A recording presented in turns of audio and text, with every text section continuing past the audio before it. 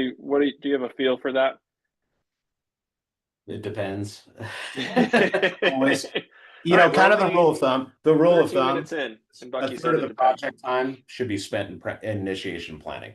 And those are generally the first things that get thrown out the window because walk through the example. We get a signed contract, the customer wants to start tomorrow, we pull the resources together, we start. And when you're not planning, you're planning for failure.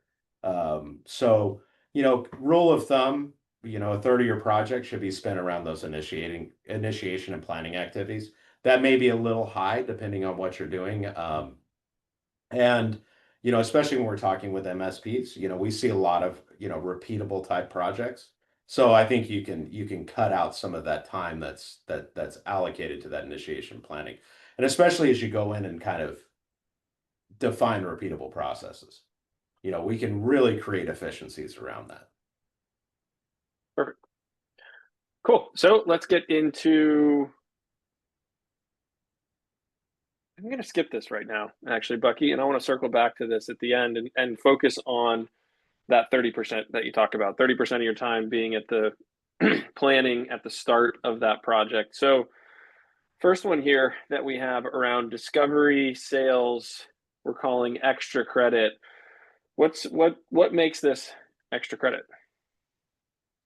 Well, a couple things here is, and me and you had a kind of a sidebar around this is, Yeah.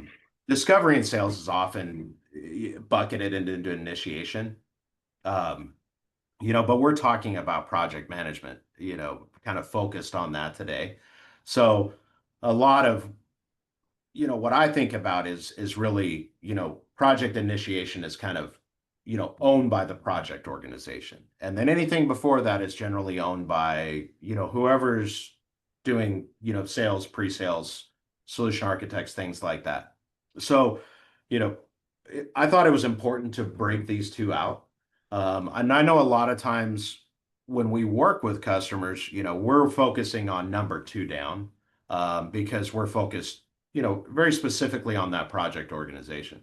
Now, I think it was important to kind of bring this in and kind of put that extra credit around it because, during that discovery and sales process, you're really going in and defining the project work.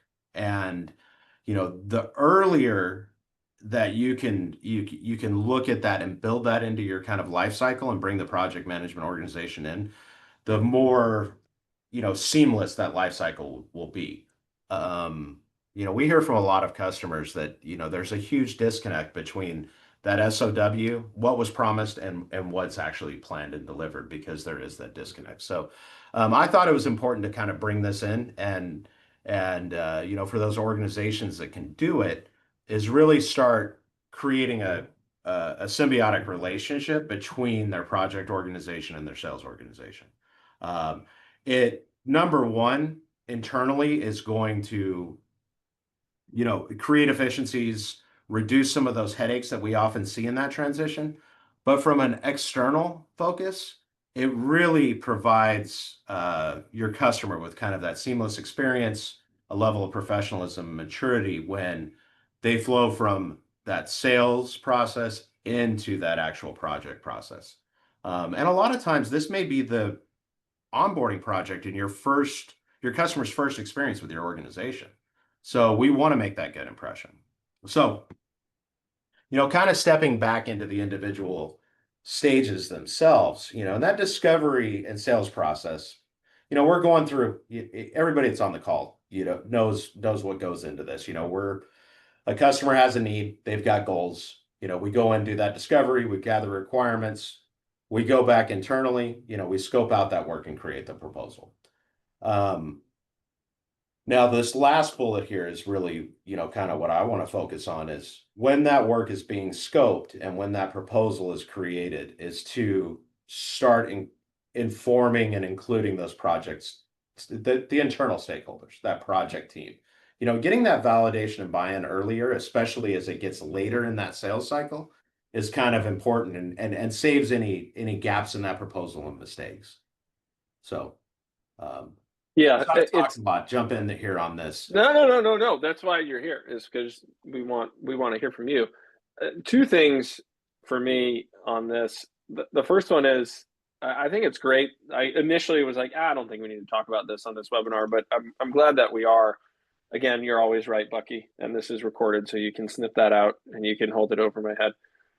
But what a conversation I have a lot of times on the discovery and sales side is there'll be, whatever tools or systems you're using out there, there's what I've heard people refer to as a token ticket of, hey, this is where the scoping initiated from, right? Whether it came in as a service ticket, somebody was on site, it's part of a QBR, whatever that is, wherever that project, the seed of it came from, there's always this token ticket that then gets pulled into the project if it is closed and won. And the conversation I have with people is they're like, well, I've got time logged against that token ticket, but I don't want it to count against the budget on my project.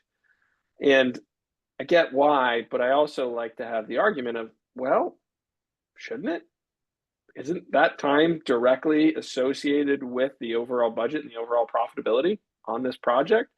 And people will be like, well, yeah, but we don't count it towards there, so I don't want it to impact my budget or my performance. And I think you made a great point of bringing together that sales and operations organizations within the organization. And that's, I mean, human nature, right? Sales people and operations people, you have them take a disc profile, they're different, right? You look at everything that's out there, those folks are going to clash. That's why they're good at what they do. But the more that you can bring those two groups together, right, where it's not like, well, that's that time was for sales for scoping, like that shouldn't count against my budget. Like, hey, we're all in this together. It's one overall budget on this project. I think it's important to be able to know what went in to the discovery, how much those pre-sales engineers, those solutions architects, those VCIOs, whatever you call them, it's good for the operations team to see like, oh yeah, they did a lot of work on this. They spent a lot of time. They went into the details. They went into this, that, and the other. Are things going to get missed? All the time, right? I use the example, and everybody knows it, right? You go on site and you find the servers behind the Christmas tree in the closet, right? And you didn't think to look behind the Christmas tree. Things are going to get missed, but I think for you to bring that discovery into that project management organization just helps, again, build that internal, in that internal communication that everybody's in it. We're all trying to achieve the same results on the project. Absolutely. And and even extra credit on this, is as we go through this and you have to look at what everybody's focused on. When this gets transitioned to an operational mindset, we're thinking, what's the work we got to get done? And and sales is focused on, solving that customer's need, closing the deal. So by pulling those two things together, that sales team, whoever's doing that pre-sales work is started that relationship with the customer. It's kind of making the connection between both teams around that first bullet point. Your Yep. customer doesn't care about the requirements, the client environment, things like that. They've got a need and they've got technical needs that you're there to solve, and like there is that, by having that conversation and that interaction, even if it's 10 to 15 minutes, helps kind of close Mm-hmm. that gap a little bit. So that's kind of Yeah. the side of it. Yeah. And my second point about why I think this is so important falls it right in here, like below that last bullet and before we get to initiation. It's what does that handoff look like? How is that information that was in discovery handed off to the operations team? How is the project being created? Where do the templates get applied? How's the work plan created? How are the budgeted hours detailed out? Again, you made the point, is it the sales team that does it? Does it get flipped over to an accounting team? Does it get flipped over to a procurement team? Detailing out that process, which you're all doing today, will really, really turn on some light bulbs for you. I've seen it a lot. This is one area we like to spend a lot of time on because selfishly it directly correlates to how you're going to use your templates in Moovila. But we like to talk about, okay, you've closed it, everything's good and dandy. What does that process look like? So focusing here and detailing that out, I think will help folks identify where's there room for improvement. You know, to your point, Bucky, can we bring operations in a little bit earlier to have that 15-minute conversation that will make that process go a little bit better, a little bit smoother? So focusing here between you've closed the project or you've closed the deal, it's been won, it's converted over, now what, right? How do you actually start to initiate that project? Absolutely. And I think that carries across every stage in this life cycle Yeah. is mindset. Who's responsible for it? You know, what is that stage gate? What is that transition? That turn Yeah. point. So, And to me, this one is this and the last are probably the most important for me, I would say, just because it's typically across different departments internally, right? Like it's going from one department within the organization to another. You know, we're going to get to the end of the project, and from there it goes from the PMO out somewhere else. You know, from initiation to planning to execution, you've got a PM neck deep in that, or somebody neck deep in that they're focused on making sure that happens. But this one, this one in particular for me is, I would say, the most important, just because it's between different organization, between different departments, and again, to your point, Bucky, you know, it's that professionalism that you're going to show your customer. Like, hey, great, sales process was great. We signed the deal. Looking forward to getting started, and then crickets maybe for a couple of weeks, right? You need to make sure that that doesn't happen. There's a clear, hey, we close it, we convert it, we get it to the PM. The PM is then going to send you an email within 1 week to let you know that we've got your project. We're going through our intake process. We'll be reaching out in the next 5 to 10 business days, or whatever that threshold is for your organization. yeah, absolutely. And, you know, it's, you know, that's kind of the perfect transition, Louis, because I think, you know, I'm sure everybody on the call has that process of what is that sales handoff? Well, you know, that sales handoff, that's where this project initiation comes in.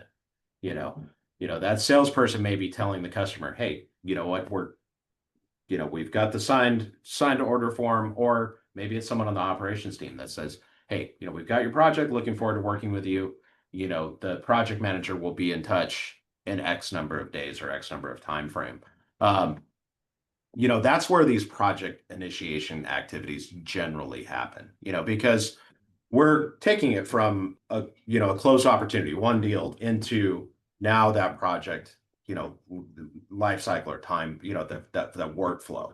So, you know, this is, you know, I've seen a lot of companies that they do this stuff, but they don't really categorize it, identify it, create a process around it.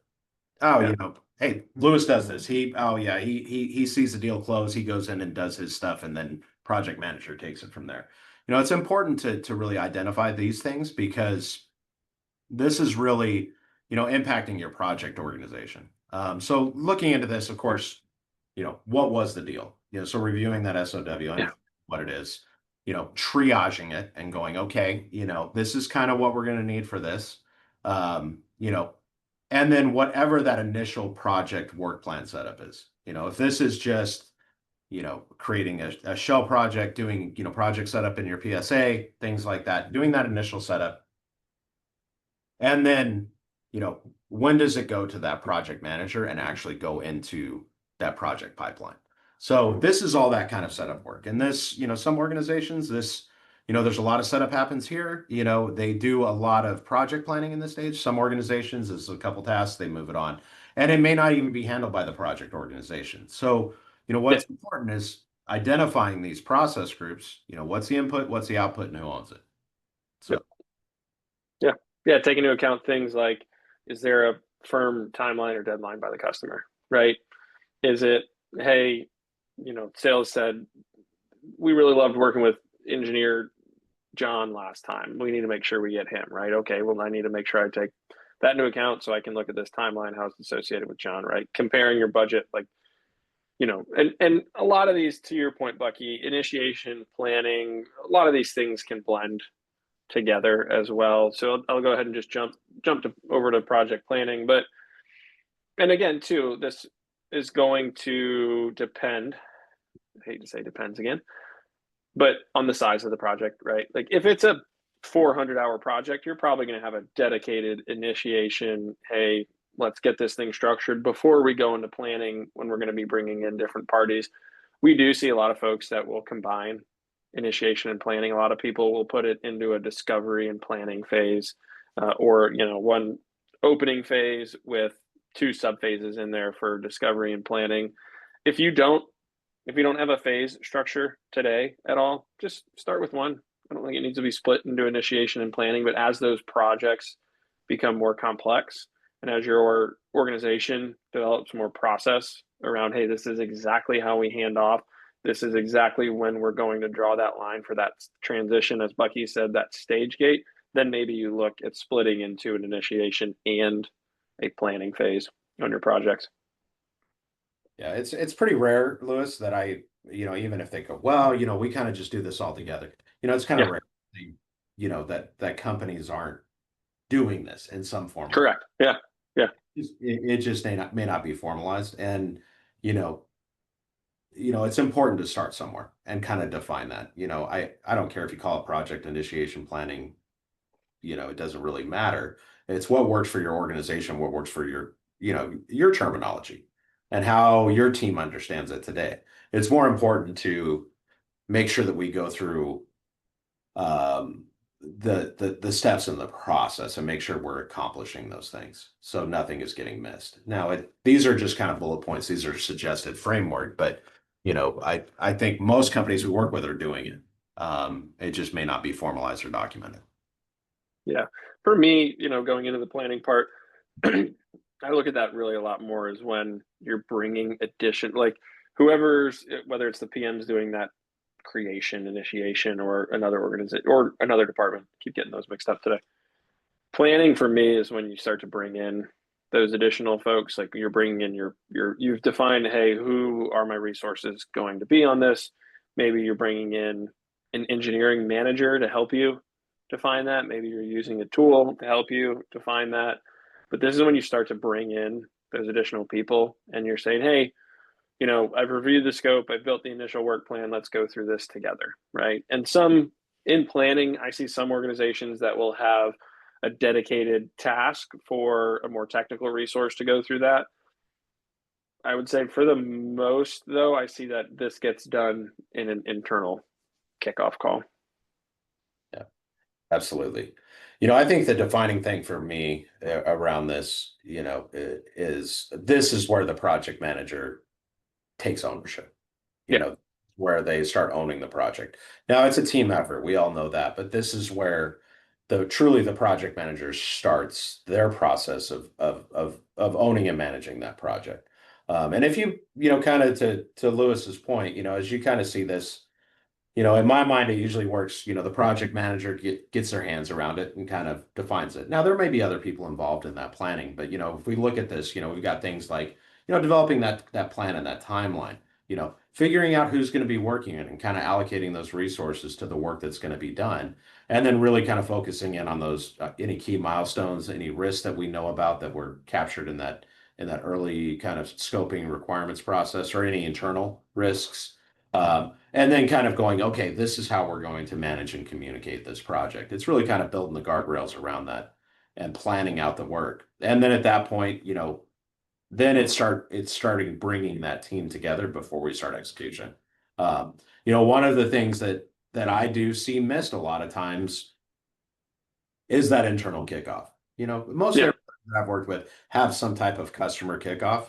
Um, you know, Lewis and I kind of talked about this. I kind of wanted to separate this out into two different bullet points, but due to space considerations on the slide, we bucketed them together. yeah, But these are two different activities in my mind. Internal kickoff is validation of the plan, the work, making sure everybody's in alignment on the plan. This usually happens before you get in front of the customer, and when you go to that customer, you review the plan, and that may be, hey, this is our timeline, or it may be, hey, here's just our key dates and our key milestones and when we're going to deliver it.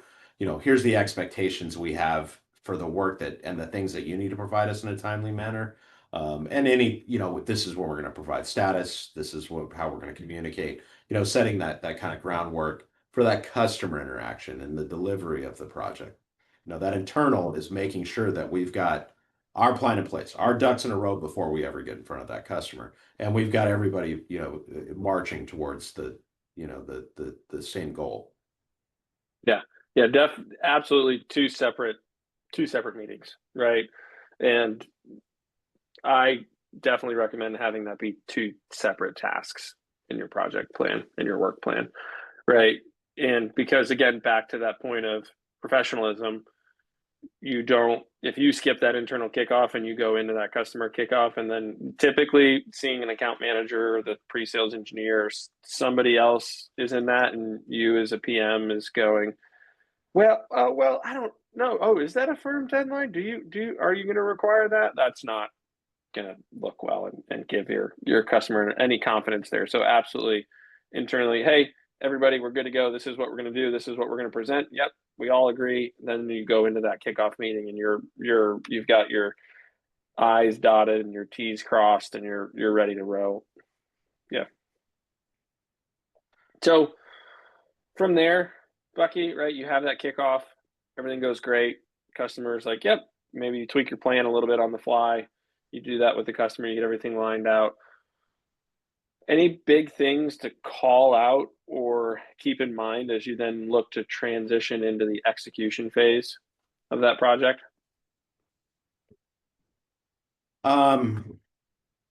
So traditionally in my mind, I have that customer kickoff.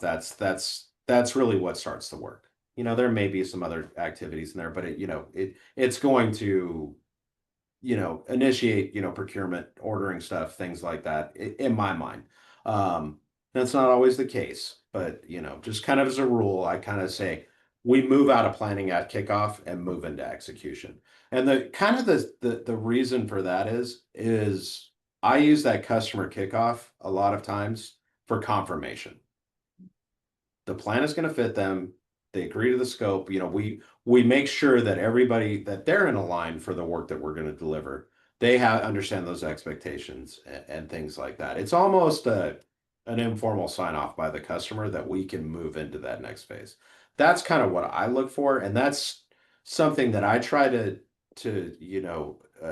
train into project managers, or I have in the past, of going, hey guys, like this is the important thing, and really that transition is that customer kickoff. Now, really at this point, the other key thing is we get into the actual work of the project. This is where we got to focus on the important things. This is the bulk of the work. This is building those deliverables to your customer.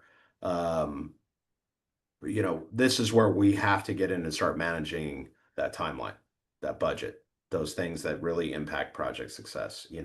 There is still, in my mind, a little bit of wiggle room in that project planning phase to make sure that we plan the work well to execute. So, Louis, did that answer your question? I felt like you were. Yeah, no, absolutely. The one thing that we haven't really touched on in these early phases as well, before we get into the execution and the management of that work, is invoicing, right? So, again, some objects or items that you might want to call out in your planning and initiation is if you're collecting deposits, have those invoices gone out? Has payment been received before you get going? Do you have internal requirements that, hey, we don't go into a customer kickoff until we have a deposit required, or do we not go into the execution phase until we have the deposit that was required? So whatever you have set for your internal organization, that is also something that you want to make sure that you build into your work plan, right? The other one we haven't talked about in addition to invoicing is equipment, right? If equipment is involved, where do you draw the line of what's the planning of that equipment and the ordering of it versus what's the executing, configuring, installing, right? Obviously, configure and install, I would lean towards putting in execution. I do see some folks that put configuration of equipment into planning sometimes, kind of getting it staged, ready to go. Again, your organization, it's going to depend, but making sure that you have that lined out of, are we going to be ordering in the planning phase? Are we ordering in the execution phase? Just that's another item to call out that you take into account. I think the important thing is listening to that, Louis, is categorizing it. Like, I don't care Yeah. if you call it planning or you call it execution, make sure you're separating out kind of like work in my mind. Yeah. If not, it can get confusing. Humans we naturally, especially project managers, we kind of think in a sequential planning mode. So Yeah. this is why grouping like work together or making sure that, hey, we're going to call this planning, but it's all of, it's that procurement, it's that initial config and setup, it's the staging. So, maybe if you guys internally call it staging, maybe we have project planning and then we go into project staging, Yeah. as part of a different part of the life cycle, or even just a subphase within execution or subphase within planning. It's your guys' world, it's your process. The big thing is grouping and making sure people understand it and those processes are defined. Yeah. Yeah, absolutely. So however you do that, right, whether it's staging in execution or planning, right, and just putting it together, you get into execution, right? And you mentioned earlier, Bucky, that you might still have a little bit of wiggle room here. When does that wiggle room go away, or does it ever go away?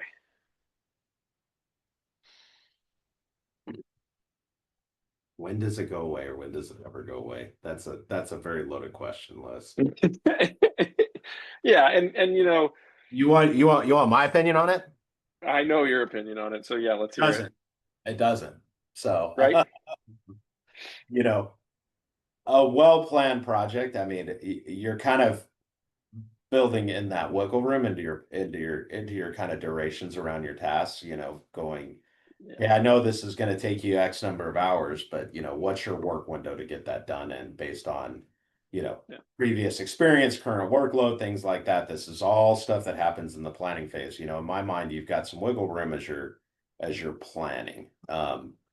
Once you get into execution, like, I get it, things happen, but that's the job of the project manager to keep that execution moving and in line and as promised. And if there is, things happen. Best plan project, I have this saying that's like, hey, best plan project goes out the window kind of day one as you start working that plan, Mm-hmm. especially when you're dealing with a customer.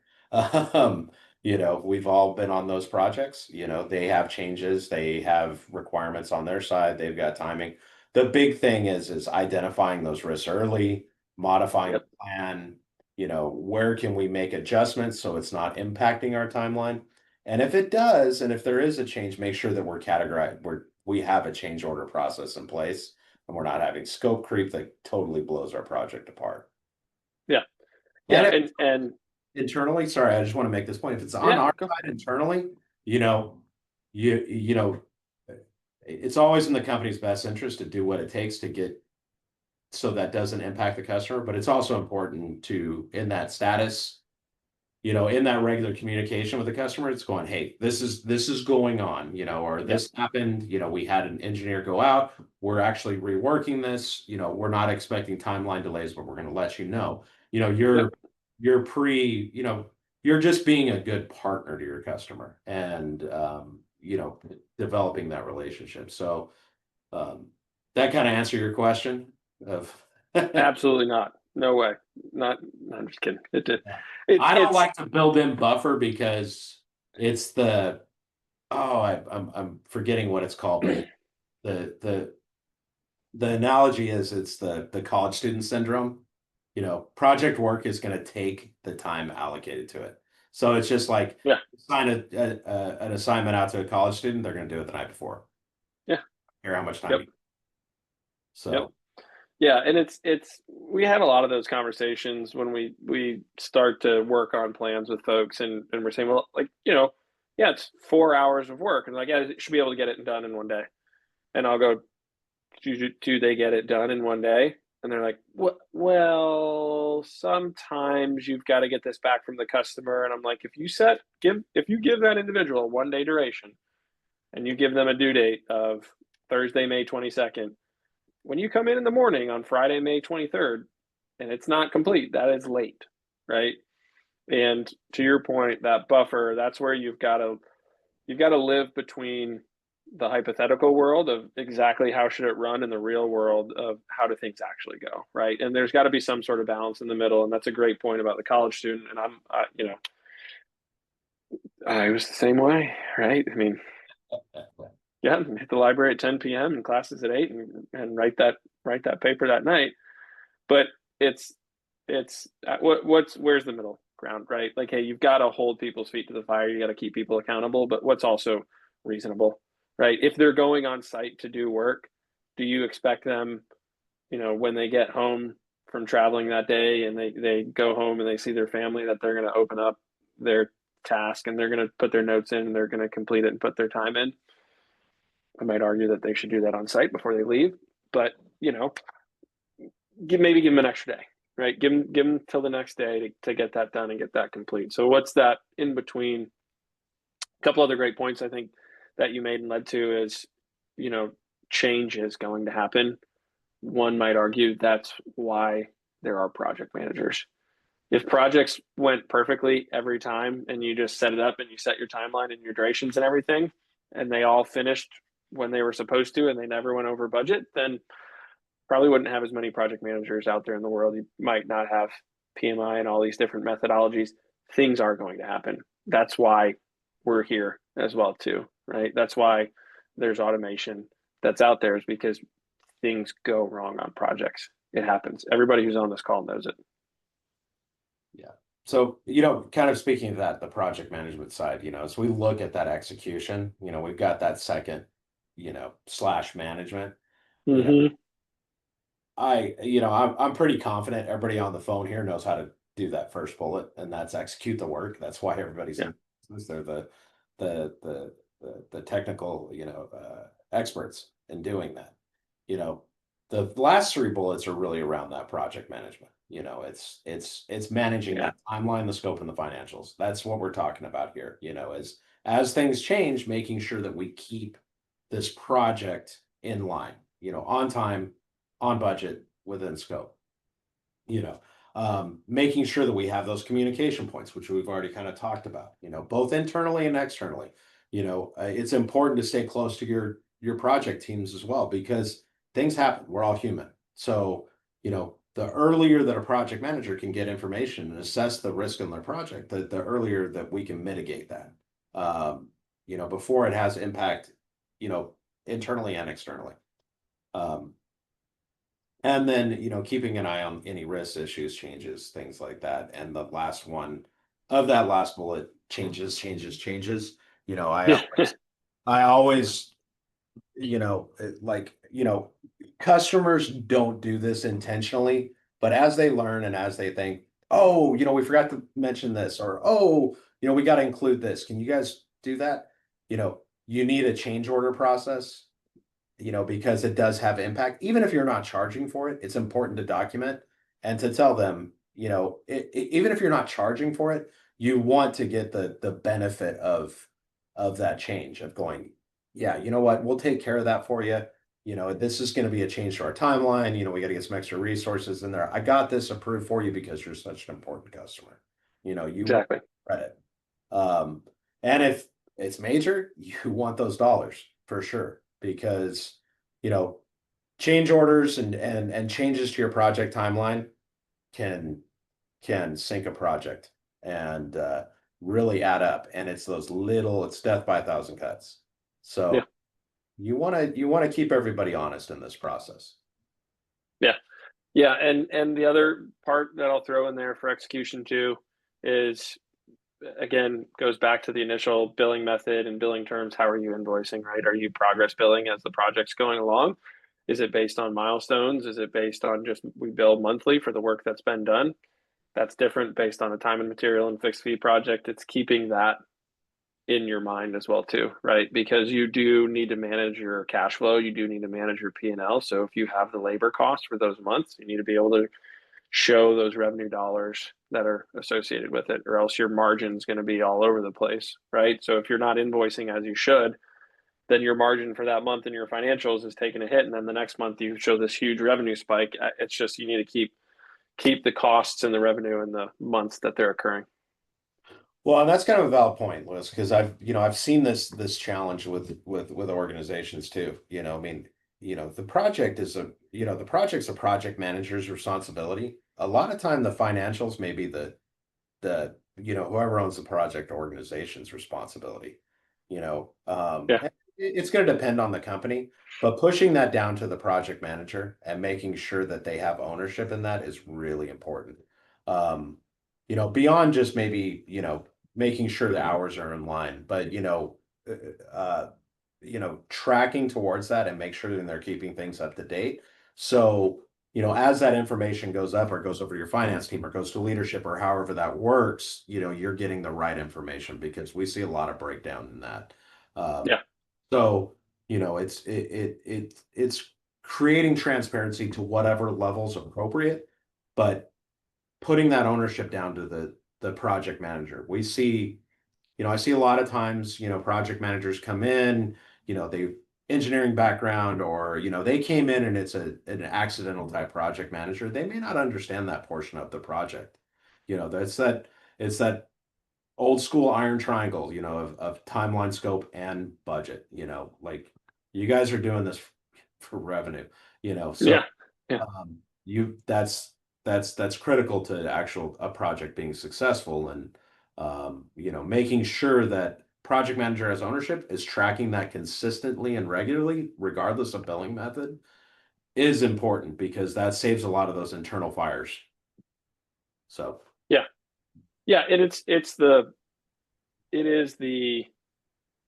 there's always some sort of nuances with that too, right? Like, you get to the end of the month, and if an accounting person looks at it, they're like, oh, we completed all these things, I'll go ahead and bill for all this work or whatever. A project manager is going to know, like, well, the customer's not super happy because we went on site and we drove our truck into their garage door. So let's kind of hold off and maybe pull back on some of that invoicing, right? So a project manager is going to know those nuances. And there's always, again, speaking to those transition points between the departments and the organization, there's always going to be some of that back and forth on the invoicing side.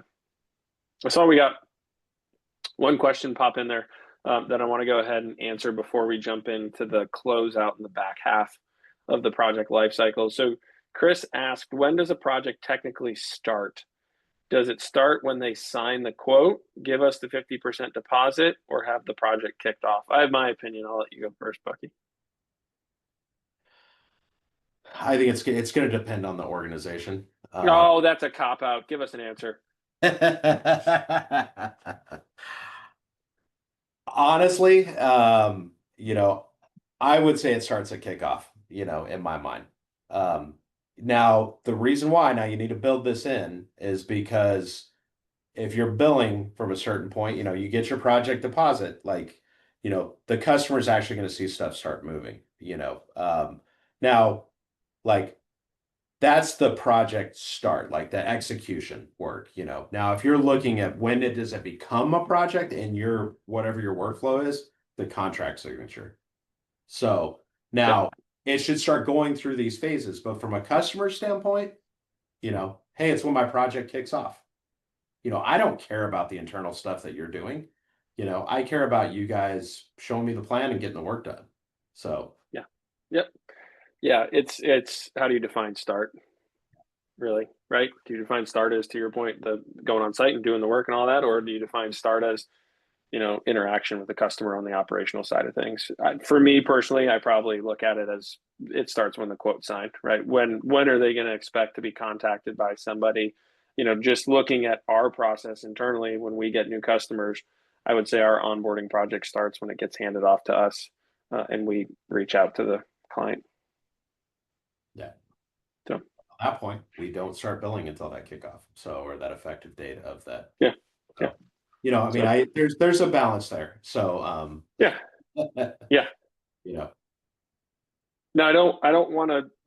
We're running down to the wire here, and I don't want to leave this off. But you're right. You get through the work, the meat and potatoes, the execution piece of that project. You've gone on, simple example. You've gone on site. You've plugged the things in. I know that there's a lot more that goes to it. You've tested it, you've confirmed that everything's working. So then what? Then you just wave goodbye to the customer and you say, thanks for having us and we'll see you next time? Or what's the back half of that project lifecycle look like?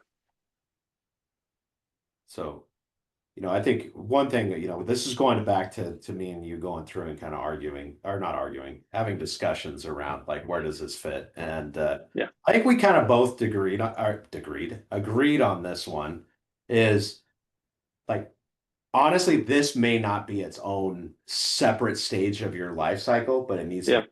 be, I see a lot of customers, this lives in execution, this lives in closure. It Hmm. depends on the company. The reason why we're calling it out here is because I have seen some customers go, I want this as separate phase because this is now back to Lewis's earlier point, we're transitioning teams. So these are two separate areas coming together. So this is often just as, I mean, this is almost as important, if not as important as that sales to project transition. This is transitioning that project to an operational state or a services state. Yep. So, and there's going to be a lot of components are involved. There could be, very minor components involved, or there could be, significant components of, Sure. moving to, monthly billing at that point. When can you start recognizing MRR if we're going back to that invoicing thing? So Yeah. making Yeah. sure we're tracking that, I mean, that's going back, beyond just the revenue associated with that project. What's our ongoing revenue? Once we're live, when can we start recognizing that? Yeah. Also, closing out, making sure the project work is complete, that it is in a, operational state, making sure that the services team have what they need to support that customer. And then really in my mind, it's like, it's a clear handoff for the internal team, but keeping that customer experience smooth. It's like, hey guys, the project was great. I'd like to introduce you to your services team. We're making sure that we're doing all that pre-work before we get in and close out the meeting with a customer. So, Yep. Yeah. Yeah, absolutely. I do see some folks that will throw like, you can call it 4.5 or something in there. We'll throw in like a monitoring phase, right? Again, just depends on the size of the project. Like if it's a big 500-hour project, big change to your customer stack or whatnot. I've seen some people put a monitoring phase in there. So like, hey, we're just going to sit and wait for a couple months, check in with them, make sure they're okay, and then do that roll off. So again, that depends. Not super common, but that is another frequent one that I see. And then yeah, right? You're saying, hey, customer, here's the things that we did.